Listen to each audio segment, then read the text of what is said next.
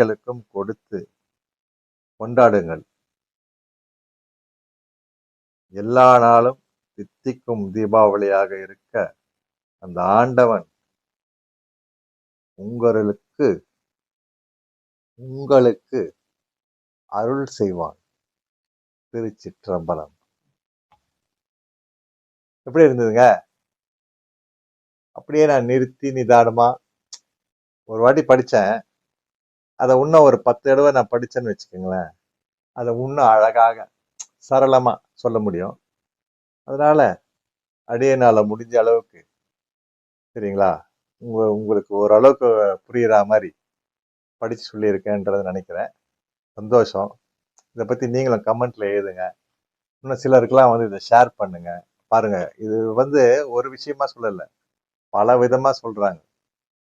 பார்த்தீங்களா? அதாவது வட இந்தியாவில் எப்படி தீபாவளியை கொண்டாடுறாங்க, இந்த பக்கம் பார்த்தீங்கன்னா எப்படி இருக்கு, அதாவது நரகாசுரனை பத்தியும், அதாவது அவன் வந்து அவங்க அம்மா அன்னையை தவிர வேற யாராலும் வந்து வேற யார் கையாலையும் வந்து அவர் சாகக்கூடாது அப்படின்ற மாதிரி அவருக்கு ஒரு வரம் இருந்ததுனால அவரு வந்து இஷ்டத்துக்கு அட்டகாசம் செஞ்சிருக்கிறாரு. அப்புறம் வந்திருக்காரு கிருஷ்ணரு. சரிங்களா?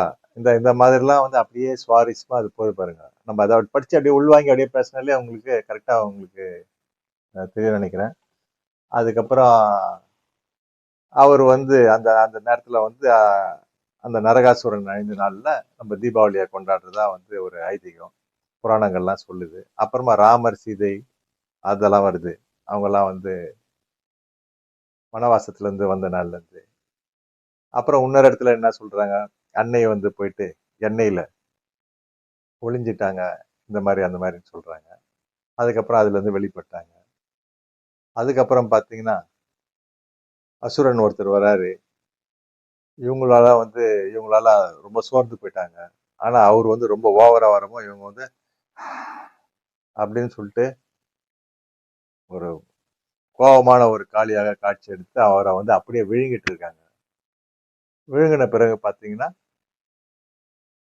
அவரை உள்ள போயிட்டார்ல, போனதால இவங்க இன்னும் ஓவரா அவங்களோட கோபம் வந்து பாக்குறவங்க எல்லாரையும் வந்து இவங்க வந்து உலகம் ஃபுல்லா ஒரு மிரட்டும் தோணியாக எல்லாம் வந்து ரொம்ப அவங்களோட பவர் ரொம்ப ஒரு மாதிரி ஆயிட்டு அப்படி இருந்தது. தாங்க முடியல யாராலையும். அதனால தேவர்கள்லாம் வந்து சிவனை போயிட்டு நீங்க தான் வந்து காப்பாற்றணும் அப்படின்னு சொல்லி கூப்பிடுறாங்க. அவரும் வந்து புலித்தோல், அப்புறம் அந்த இது பாம்பு இதெல்லாம் கட்டுன்னு வந்திருக்காங்க எதிரில். யாரோ ஒரு